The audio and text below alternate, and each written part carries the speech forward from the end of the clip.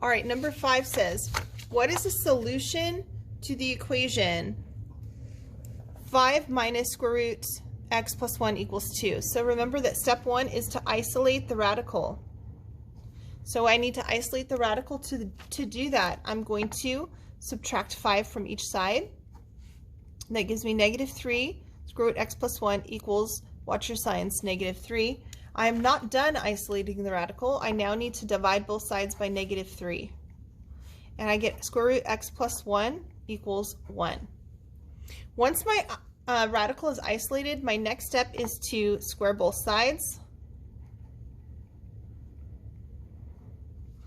And so when I square both sides, the square and the square root cancel, and I get x plus 1 equals 1. And then the last step is to solve for x. So I'll subtract 1 from both sides. I get x equals 0. I shouldn't say that's the last step, because the very last step is to check. So we're going to check our answer, make sure that it's true. So to do that, I'll substitute it back into my original problem. 5 minus 3 square root 0 plus 1 equals 2. So remember, we always do the exponent, which is the 1/2 power first. So 5 minus 3, and then the square root of 1.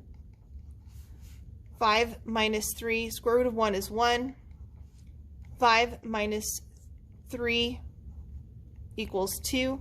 Negative 2, or sorry, equals 2. 5 minus 3 is 2. 2 does equal negative 2.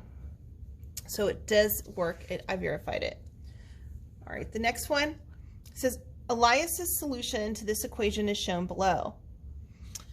What was the extraneous solution, and when was it introduced? Well, first of all, an extraneous solution is always introduced,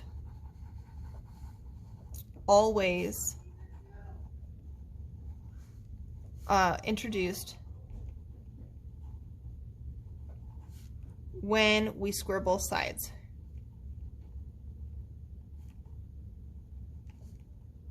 Now, there may be more than one option with this reasoning, so we're going to also check to see which one of these is extraneous.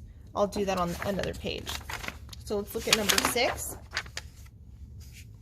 Number 6, our original equation is x equals the square root of x plus 8 minus 2. I'm going to check both solutions, negative 4 and positive 1.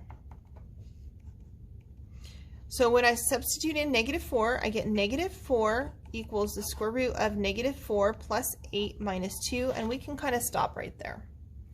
I can see that I cannot have this square root equal to a negative number, so this is going to be an extraneous solution. But if you're not sure, continue on. Maybe not both of them are, maybe one's not a negative value. So let's go ahead and check it more. That would give me square root 4, right? Negative 4 plus 8, and then minus 2. Negative 4 is equal to square root of 4 is 2 minus 2. Negative 4 is equal to 0. No, it is not.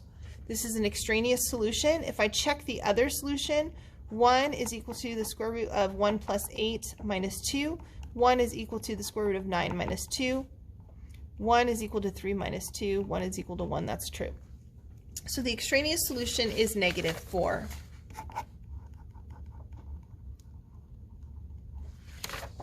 All right, so the extraneous solution is negative 4, introduced when squaring both sides of the equation, D. All right, find the inverse function. So to find the inverse function, always switch x with y and solve for y. Okay, so I'm going to do that on a separate sheet. So number 7, f of x is equal to 36x to the 1/2 power. All right, first I want to have a y in my equation, so I'm going to rewrite it. Also, I want to get rid of this 1/2 power. I'd rather have it written as a square root, but you can leave it as a 1/2 power if you like it that way. All right, now I'm going to go to step 1, which is switch x with y, and then solve for y. To solve for y, the first thing I would do is square both sides to get rid of my square root. I have x squared equals 36y. And the second thing I would do is divide by 36. and then write it in function notation. F inverse x equals x squared over 36. All right, number 8. Let's look at that guy. What is the inverse function of g of x equals 1/4 x minus 2 to the third power minus 1? All right, we're going to do the same thing again. We're going to rewrite this using y. We'll switch x with y. And then we'll solve for y. So when we solve for y here, the first thing I would want to do is move the 1 over. So I get x plus 1 equals 1/4 y minus 2 cubed. The next thing I want to do, remember, just like before I had to isolate my radical up here to solve, here I have to isolate my parentheses. So I would multiply both sides by 4 to get rid of the 1/4. Be careful when you multiply by 4, you're going to distribute that through. So you can leave it outside the parentheses or you can distribute it through. Either one is fine. So at this point, you could either have, distributing through, you'd get 4x plus 4 is equal to y minus 2 cubed. If you didn't distribute through, you would have 4 and then x plus 1 is equal to y minus 2 cubed. Either one, you have the same answer. Okay, and then now I have to get rid of the cube. To do that, I'll cube root both sides. And so I get the cube root of 4x plus 4 is equal to, these cancel, y minus 2, and then I would add 2 to both sides. And I get g inverse of x equals cube root 4x plus 4, and then plus 2. If I had done that here, I would have gotten the same answer, except I would have g inverse x equals the cube root of, and then 4x plus 1 under the radical, and then plus 2. So either one, again, you could have either answer. In fact, there's a third answer that you could have, I believe. Oh, no, just those two answers.